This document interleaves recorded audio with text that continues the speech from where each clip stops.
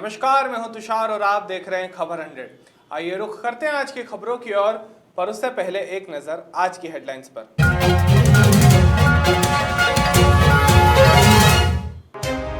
तो सटोरिया पुलिस की गिरफ्त में, पुलिस ने की 30 पेटी अवैध शराब जब्त। कैलाश विजयवर्गीय ने किया सुवासरा का दौरा। ज्योतिरादित्य सिंधिया ने कसा कमलनाथ पर तंज।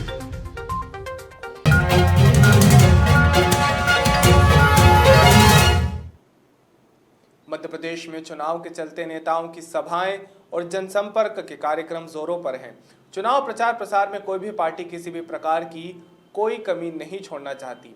इसी के चलते भाजपा के राष्ट्रीय महासचिव कैलाश विजयवर्गीय ने सुवासरा विधानसभा में सभा को संबोधित किया। आपको बता दें कि वहां उनके साथ जनपद पंचायत अध्यक्षा प्रियंका गोस्वामी भी मौजूद थी, जहां उन्होंने कमलनाथ पर निशाना साधते हुए कहा कि कमलनाथ जी, सरकार ऐसे नहीं चलती है। सरकार चलानी हो तो अटल बिहारी वाजपेयी, नरेंद्र मोदी या शिवराज सिंह से आपको सीखना चाहिए। नहीं, ये तो बहुत शर्मिंदगी वाला है। एक इतनी बड़ी पुरानी पार्टी का नेता अगर इस प्रकार गलत बयानबाजी करके देश की सेना का मनोबल गिराए, उसे बिल्कुल भी बर्दाश्त नहीं किया जा सकता।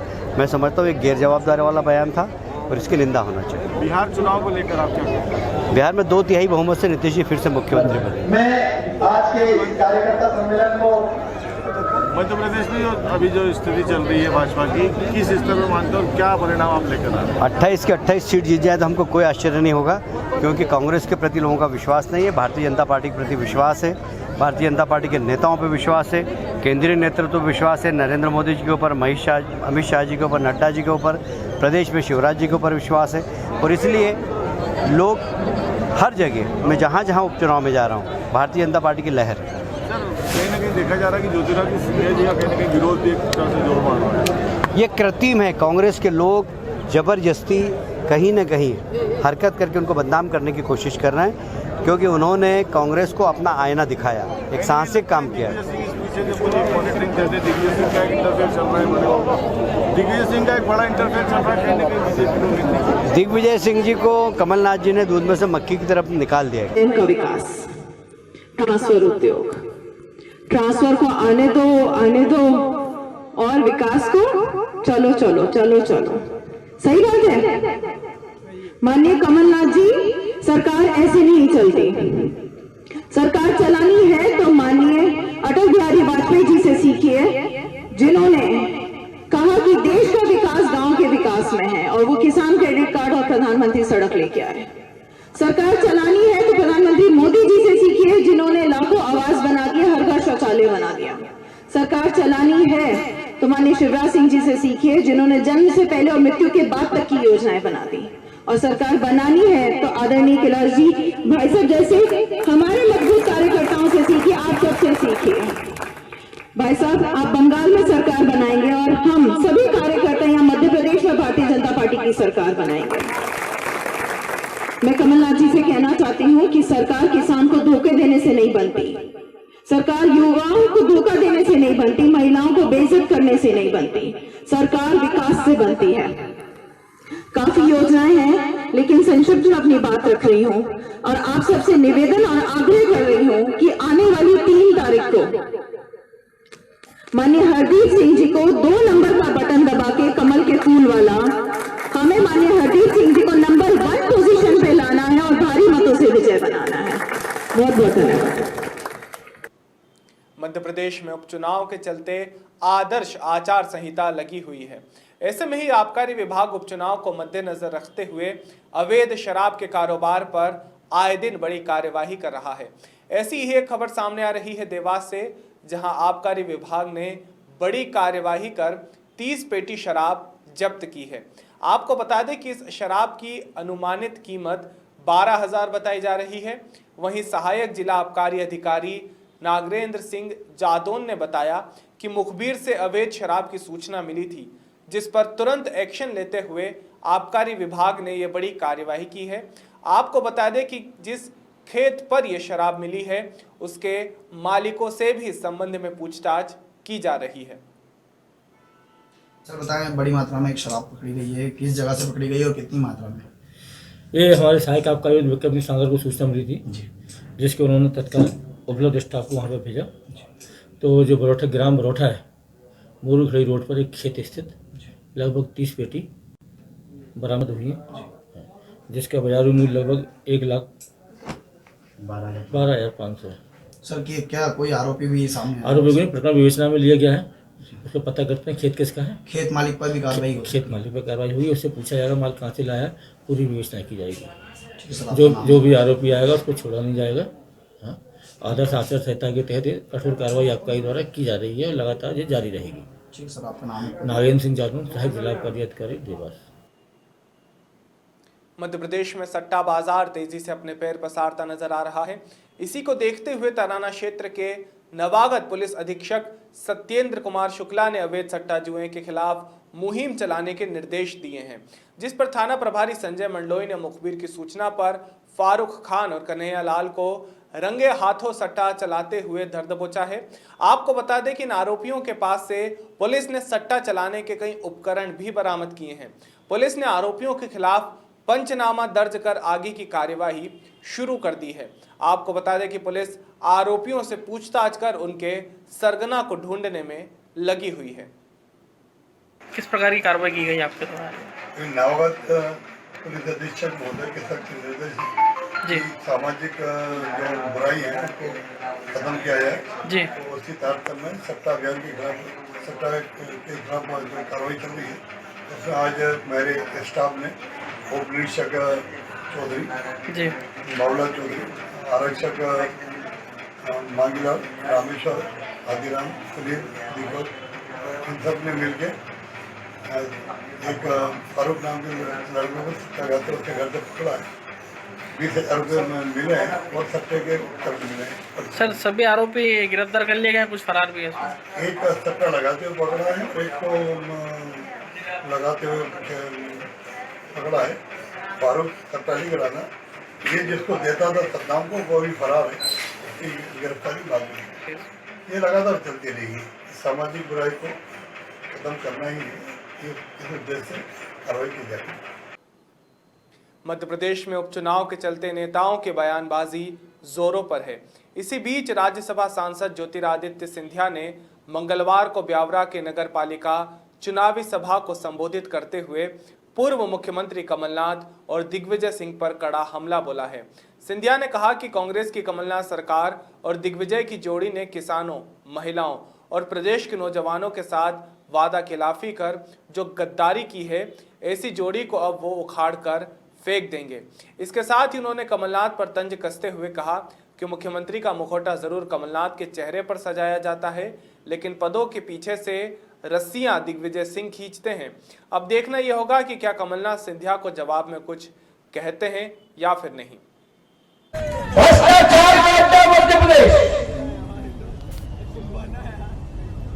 और अकेले कमलनाथ जी नहीं, जोड़ी है। समझ गए कि नहीं?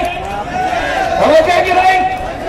समझ गए कि नहीं? दुकान पर क्या जोड़ी है भाई? 40 साल की जोड़ी है, 40 साल की जोड़ी है।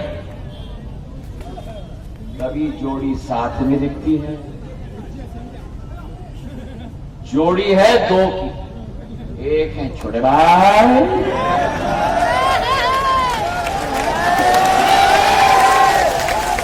दूसरे है बड़े भाई। और क्या जोड़ी है? कभी साथ दिखते हैं, कभी छोटा भाई को सामने किया जाता है, बड़े भाई पर्दे के। मैं कमलनाथ हूं, 4,000 रुपया बेरोजगारी भत्ता हर नौजवान को दिया जाएगा। कहा था कि नहीं? 4,000 रुपया प्रति माह बटा 15 महीने, मतलब 60,000 रुपया। मुझे बताओ, अगर एक नौजवान के खाते में 60,000 आया हो तो जो बड़े नौजवानों के साथ वादा खिलाफी करेगा उन कमलनाथ और दिग्विजय सिंह जी को, गद्दारों को धूल चटाने का काम तो करेगा। मध्य प्रदेश में उपचुनाव के चलते जहां जनप्रतिनिधि लगातार जनसंपर्क कर रहे हैं, इसी कड़ी में मध्य प्रदेश के गृह मंत्री डॉक्टर नरोत्तम मिश्रा ने भाजपा प्रत्याशी इमरती देवी के समर्थन में डबरा का दौरा किया, जिसमें डॉक्टर नरोत्तम मिश्रा ने डबरा में विभिन्न गांवों का दौरा किया, साथ ही इमरती देवी के समर्थन में जनसंपर्क किया और ग्रामीण क्षेत्र के दौरे के बाद गृह मंत्री डॉक्टर नरोत्तम मिश्रा डबरा के शांति गार्डन पहुंचे, जहां उन्होंने सिख समाज की बैठक में शिरकत की।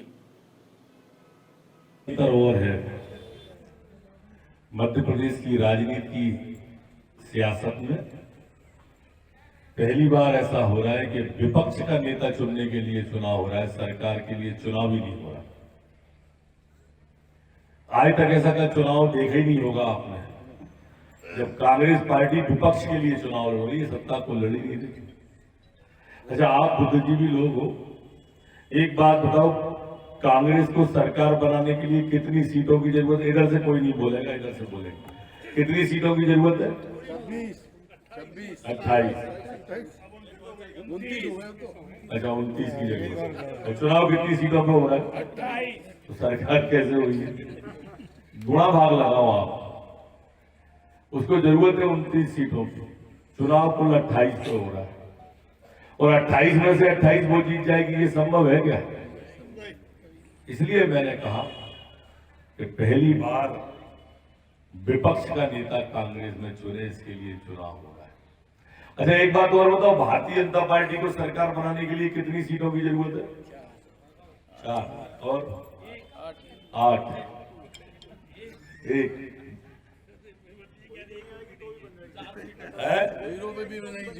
डॉक्टर बोल रहा है एक भी नहीं आएगी, 24 यही सही है। अब कोई भी सीट की जरूरत पड़ी नहीं है, लेकिन ये चुनाव न तो सरकार बनाने के लिए न सरकार बचाने के लिए, ये चुनाव हो रहा है सरकार चलाने के लिए। चलाने से अभिप्राय मेरा कि लूली लगली सरकार चलाएं या बहुमत वाली सरकार चलाए। लूली लगली सरकार में जो विधायकों का दबाव रहता है वो इतना ज्यादा रहता है कि जनहित के काम कर ही नहीं सकते, और बहुमत की सरकार जब होती है तो वो गरीबों के और किसानों के कल्याण के काम कर सकती है, उसके पास और भी रास्ते रहते हैं। मध्य प्रदेश में उपचुनाव होने वाले हैं, इसलिए प्रशासन सुरक्षा को देखते हुए कई बड़ी कार्यवाही करता रहा है। ऐसे ही एक खबर आ रही है राजगढ़ से, जहां पुलिस अधीक्षक प्रदीप शर्मा के निर्देशन में उपचुनाव को मद्देनजर रखते हुए स्थानीय वारंटियों की धरपकड़ की गई और ये मुहिम लगातार चलाई जा रही है, जिसके तहत जीरापुर पुलिस टीम ने अतिरिक्त पुलिस अधीक्षक और एसडीओपी निशा रेड्डी के निर्देशन में वारंटी लाल सिंह को गिरफ्तार किया है। आपको बता दें कि पुलिस को वारंटी की सूचना मिली थी, इसी को देखते हुए पुलिस ने टीम बनाकर वारंटी को गिरफ्तार किया और अब उसे माननीय न्यायालय जीरापुर में पेश किया गया है। पुलिस अधीक्षक महोदय राजगढ़ के नेतृत्व में स्थायी वारंटी की धरपकड़ हेतु एक अभियान चलाया जा रहा है, जिसके तहत आज दिनांक 27/10/20 को उप निरीक्षक जितेंद्र नजनारी के नेतृत्व में एक टीम गठित की गई थी। टीम द्वारा ग्राम खीरखेड़ी, थाना लटेरी, जिला बिरसा पहुंचकर वारंटी लाल सिंह पिता शिवचंद तंवर निवासी हिमाचलपुर को गिरफ्तार किया गया। ये वारंटी वर्ष 2006 से फरार था, प्रकरण क्रमांक 342/06 में फरार था। आज दिनांक तक गिरफ्तार नहीं हो सका था, जिसे आज गिरफ्तार करके माननीय न्यायालय पेश किया जा रहा है। देश में आज भी कई जगह पशु और पक्षियों को बेचा जाता है, लेकिन आपको बता दें कि इन दुकानों के लिए सरकार की कुछ गाइडलाइंस होती है, जिनका उल्लंघन ये कई बार करते नजर आते हैं। ऐसी ही एक खबर आ रही है इंदौर से, जहां इंदौर क्षेत्र के नगर निगम स्थित पशु पक्षियों की दुकानों पर मेडिकल स्टाफ ने जाकर निरीक्षण किया, जिसके बाद उन्होंने बताया कि कुछ पशु पक्षियों का ध्यान सही तरह से नहीं रखा जा रहा है। साथ ही इंस्पेक्टर फतेह सिंह ने बताया कि 2 दुकानदार जैतून एक्वेरियम और एक अन्य, जिन पर मेडिकल रिपोर्ट आने के बाद कार्यवाही की जाएगी, उनके मालिकों को गिरफ्तार किया जाएगा। इसी के साथ मेडिकल स्टाफ आगे की कार्यवाही में जुट गया है। अभी ये एमजी रोड पे पशुओं के प्रति क्रूरता निवारण अधिनियम 1960 की धारा 11 के अंतर्गत अपराध पंजीबद्ध हुआ था। इसमें शिवाजी मार्केट की 2 दुकानें हैं, एक एसएस एक्वेरियम और एक है जैतून एक्वेरियम। इन दोनों दुकानों पे पशु पक्षियों को सही तरीके से स्वच्छतापूर्वक नहीं रखा जा रहा था, इस पर कंप्लेन दर्ज हुई थी। तो इनमें आज संबंधित डॉक्टर से उनका मेडिकल परीक्षण कराया गया। अगर जब रिपोर्ट आ जाती है मेडिकल परीक्षण की, उसके बाद ही अग्रिम कार्रवाई हो पाएगी। मेडिकल की रिपोर्ट देने का क्या बोला मैडम? मैडम बोले अभी 15 मिनट का बोले, 15 मिनट में रिपोर्ट दे देंगे। पहले बोल रहे थे टाइम लगेगा, लेकिन फिर बोले 15 मिनट दे देंगे। तो इनके खिलाफ क्या कार्रवाई की जाएगी? रिपोर्ट आने के बाद ही आगे की कार्रवाई निश्चित की जा सकती है। उसमें उनकी गिरफ्तारी होगी और चालान पेश होगा न्यायालय के। आपका परिचय? मेरा नाम सब इंस्पेक्टर अजय सिंह आलिशान, थाना M0। किसानों के हित में जयस सरदारपुर मैदान में उतरा है। सरदारपुर जयस अध्यक्ष राजेंद्र सिंह गामड़ और किसानों ने सरदारपुर एसडीएम विजय राय से मुलाकात कर आवेदन देकर किसानों के साथ ठगी करने वाले रिंगनोद विद्युत मंडल के लाइनमैन, अधिकारी और कर्मचारियों के खिलाफ तत्काल कार्यवाही करने की मांग करते हुए आवेदन सौंपा है। वहीं एसडीएम ने आवेदन पत्र प्राप्त होते ही तत्काल संबंधित अधिकारी और लाइनमैन को फटकारा है और कहा है कि किसानों की समस्या का जल्द से जल्द निराकरण करें। बता दें, जयस और किसानों ने शीघ्र ही विद्युत मंडल के जिम्मेदार लोगों पर कार्यवाही कर किसानों को विद्युत कनेक्शन नहीं मिलने पर विद्युत मंडल कार्यालय का घेराव और धरना प्रदर्शन करने की चेतावनी भी दी है। हमने कनेक्शन करवाया, कनेक्शन के लिए 10,000 रुपये लिए और रसीद नहीं दे हमको। मुकेश बामनिया ने लाइमिंग 8,000 दे दिए, रसीद नहीं दी अभी। क्या बोलता रसीद मांगता? कनेक्शन भी नहीं हुआ अभी। रसीद मांगता क्या बोलता?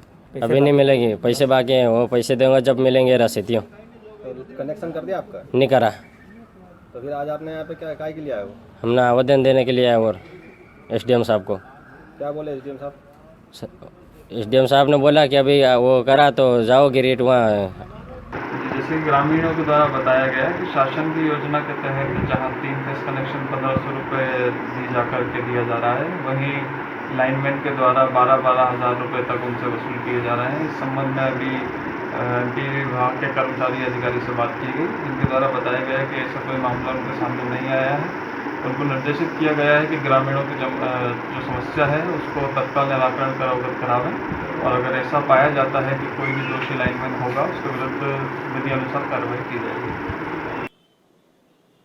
अभी के लिए केवल इतना ही। बाकी ताज़ा खबरों के लिए जुड़े रहिए खबर 100 के साथ। जनता की बुलंद आवाज़।